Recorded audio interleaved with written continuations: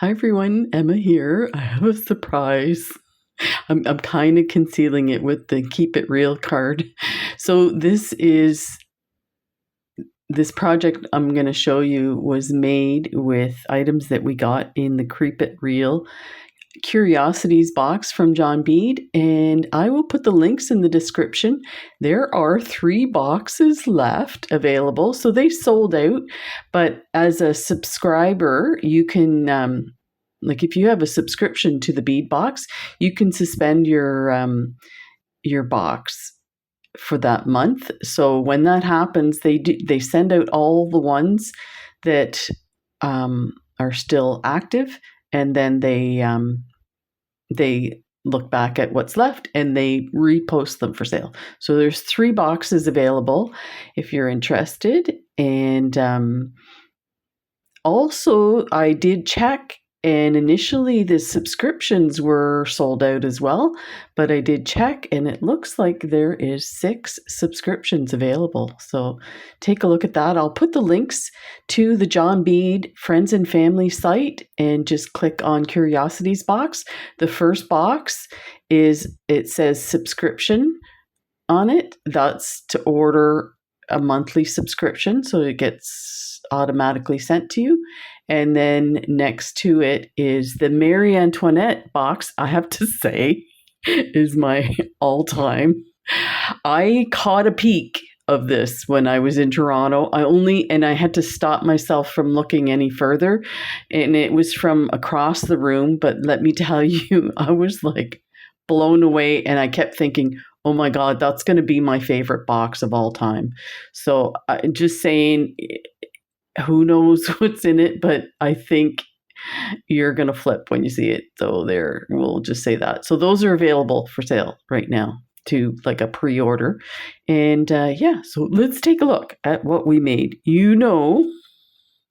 I went nuts when I saw these incredible orange beads. Let me grab one that's not been finished here, and I'll just let you take a peek here. So these are all kind of scrunched together to get on the screen, but this is what I did with it. So I created beaded chain with it, and use these lovely, we might as well enlarge it and then we'll look at the different sections.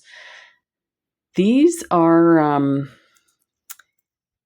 hammered circle connections, I guess you would call them. They are Tiara casts. So when Tiara casts closed their doors, John Bead had a whole bunch of stock and had a bit of a sale. So I got a whole bunch. So you can use whatever you have. You can get some similar to these at Michael's. These are gold plated, so they're a little more expensive, and I kind of wanted to do that anyway. I wanted to really make this necklace decadent because these lovely orange beads that we got. So let's take a look at these beads. Now this one has like an imperfection in it, so I just left it aside, but you could always cover that with something. And there were so many of these beads in there. I actually think my necklace might be a bit long, but we'll see when we get it finished completely. But you can see it's a huge. They also had. You know what? I can never, like, I'll before I start the video, I'm like, we're just gonna talk about this. You guys are laughing, right? As if, Emma. So these were available in the box too. These are actually, if I had to pick, I would pick these over these. And let me tell you, these are pretty spectacular. But so they had these incredible ones. I haven't decided what to do with these yet. Now I did test out these lovely hoop earrings and put these guys on. But yeah, I think they need something special too. So I will put those away to play with later. And I have a bunch of projects going on the go with the box. So yeah, I will show you how to create this bead attachment because these holes are so big.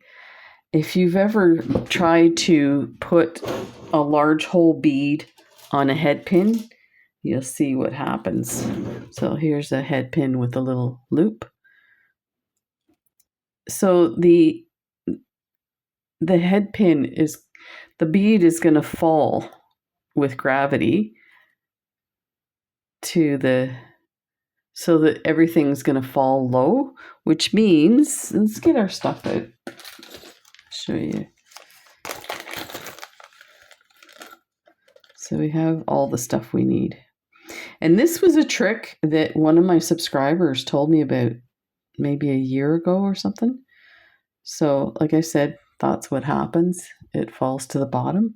So we have these lovely bead caps. These are just really simple bead caps you can get online. And then put the one on the other side. So again, you get this happening where it's falling. It almost covers it, but you can see, you know, it's kind of like moving around and stuff. So what you do now, I'm gonna, let me see, did I? Yeah, I have one here. I should show you the whole thing, how to make it. We'll finish this one right now, and then we'll talk about the rest of this. So I've just got a plain head pin. Now I use head pins, in case you're wondering. I use head pins because I like the harder metal to hold your loops so that they don't come apart. You can harden your, if you use wire on a roll, you can harden it by using your, let me see if I have it here, your nylon pliers. So you can take your nylon pliers and bring it across your head pin or your piece of wire to make it. So we're going to cut the foot off of this. I apologize, I'm all over the place. I have like 20, no kidding, 20 projects on my desk. I'm just going to clip that off. And you're going to need your round nose pliers. You're going to create a loop. The loop size depends on what you want to make it. I tend to stick with a smaller loop. So I'm just using the lower end. And you're just holding it and holding with this hand here and turning and then releasing. Turn your tool and then go till it comes flush to the head pin. And then I bring my pliers down and then I push a little bit to try and get this so that that loop ends up being in the middle of the head pin. So that's important if you want it to line up. Some people don't go to that much detail, so it's not a big deal. So then I thought I'd use these lovely beads. Again, these are all things that I got super cheap on AliExpress or BB Craft. So these are just metallic gold beads. They're, I don't know what size they are. You can use whatever size you want too, because I have a bunch of different sizes. So you take your bead and put it on there. There's your first one. Just watch it doesn't go through. Let me just squeeze that closed so it doesn't. Some of the smaller beads will actually end up on your head pin. So there, that's not going to go anywhere. Okay, then our bead cap. You can put a fancy bead cap too. I just ordered these because I knew I was working with a lot of big, like 8mm, 10mm beads, that I wanted to have something that didn't take away from the actual bead, but still finished it off nicely. So like that. But before we put this on, I have some 6-0 beads right here. These guys here, I bought them and they're okay. They're pretty consistent, but they are a little bit different shapes and a little light and stuff like that. So I don't use these often, but every once in a while comes in handy. So I thought by using this gold color, even some of the parts of the bead that's this clear, it won't interfere with the color of the bead too much. So I did measure out, it looked like 4 of these would give the space that I need. So now I can put so you do want to get a bead that's going to either just fit inside or a little bit smaller. But the point is that it holds the bead, the hole, in the right spot so you can see nicely. And now if I tilt it this way, it's not going down. It's not moving on there. But if we look at the other one, you can see how much movement there is. So great a tip from you guys. And then the other bead cap and the little gold bead. So now for this part here you have to figure out how big a loop you're making and where you want to cut it.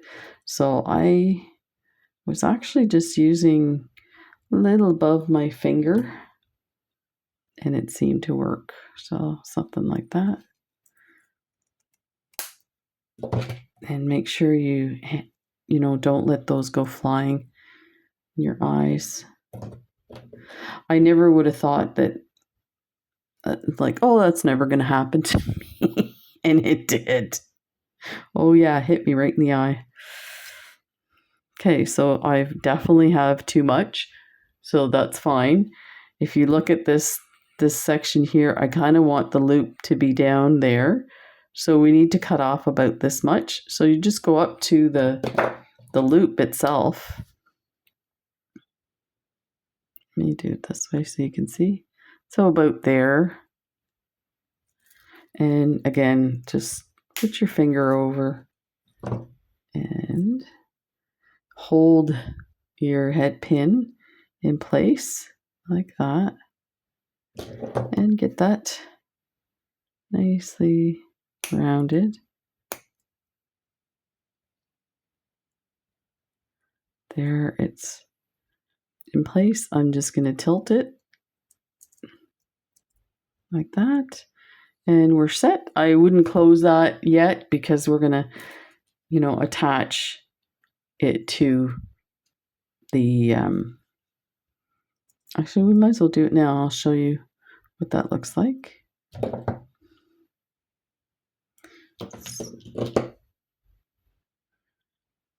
So I added 7mm jump rings to connect them, and they're 18 gauge. So let's add this one here. So you're going to need a few tools. You need your flush cutters, you need your round nose pliers, and some regular pliers to close everything. Oh, before we close this, let's add, now this one's an oval hammered gold-plated ring from TierraCast. And I'm going to use this one because this one is going to go next to this cabochon. And we're going to talk about that in a second. So just...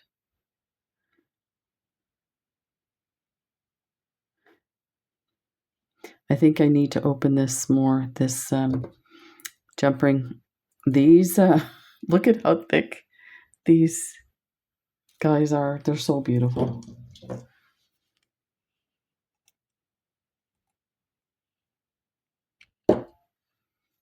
There, put that on.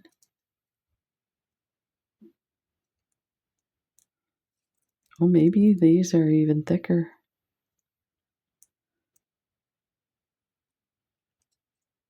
Let's try opening it some more. I don't like to open my jump rings a lot. I feel like it's gonna distort the shape. There, that went on. Just because these are 18 gauge, you really have to hang on to them. They're pretty solid. So that's what happens when you're not gripped on very well. Let's see if there.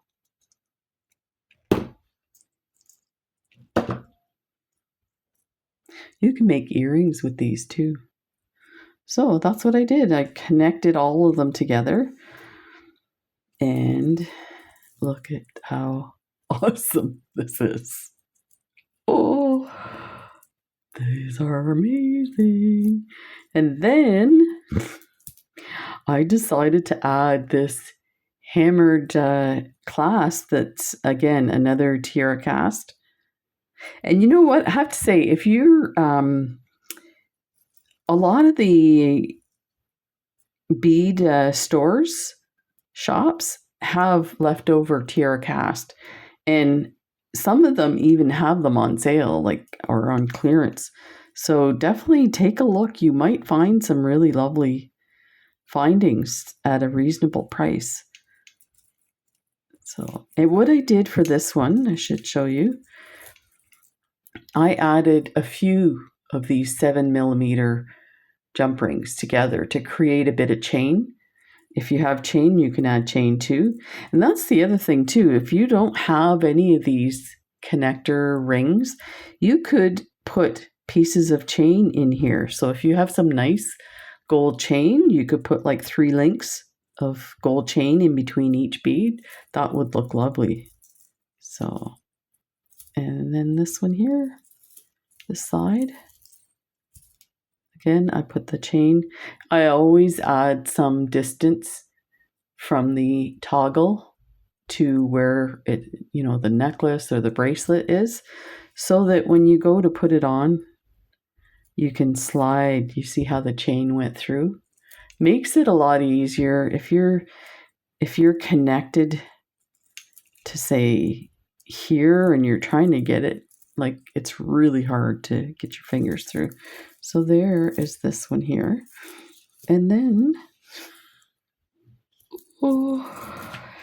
let me grab one of these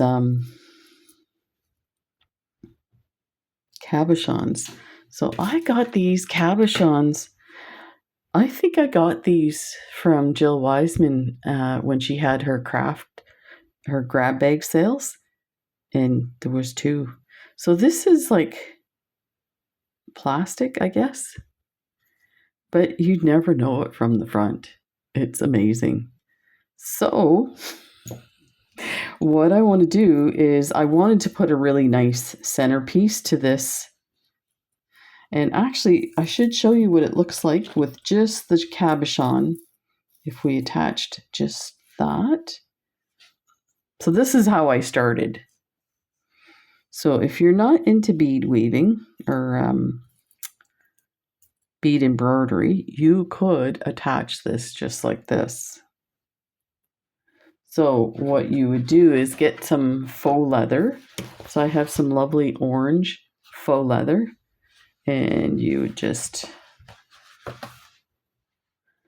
cut a piece around and glue in a wire guard on each side or a closed jump ring half exposed. Let's grab one here.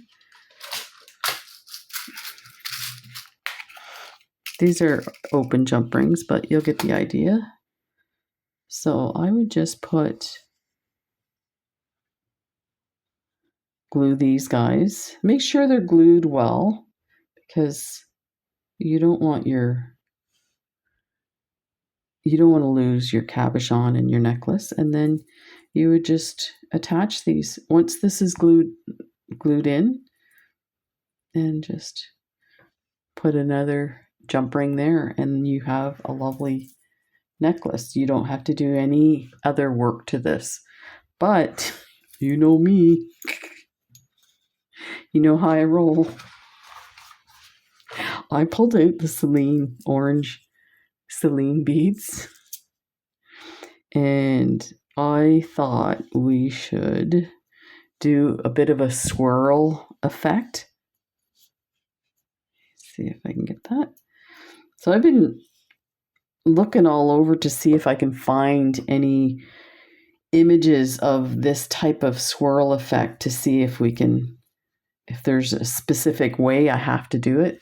But I think what I'll end up doing is for each line of bead, I'll start on one end and then maybe put, for this swirl, I think you'd probably need 20 beads, and then just take it around to the other side. Then you go for the next and just keep building it around in this circle. So I'll do a video on that to show you how I'm going to make this part here. And yeah, so that's this lovely necklace. Let's take a look again. This yummy design from all this from the single beads.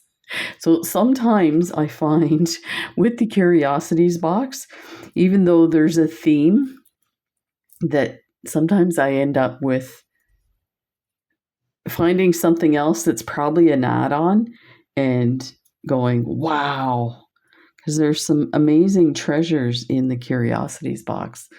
And it's amazing to like stimulate your creativity. Just sit down, put the stuff out, start picking from your stash, things you've been hoarding. I like these lovely hammered circles. I've been hoarding them for a while. So it's official, I'm no longer a hoarder. Right? You got to agree with me. So there you go. That's a quick one. It probably a lot more jibber jabber, but I know you guys like to just hang out with me. I'll be back soon with some more videos. And huge thank you to John Bead, and a huge thank you to Isa for including all these lovely things in the bead box. We love them. Take care, everybody. Bye.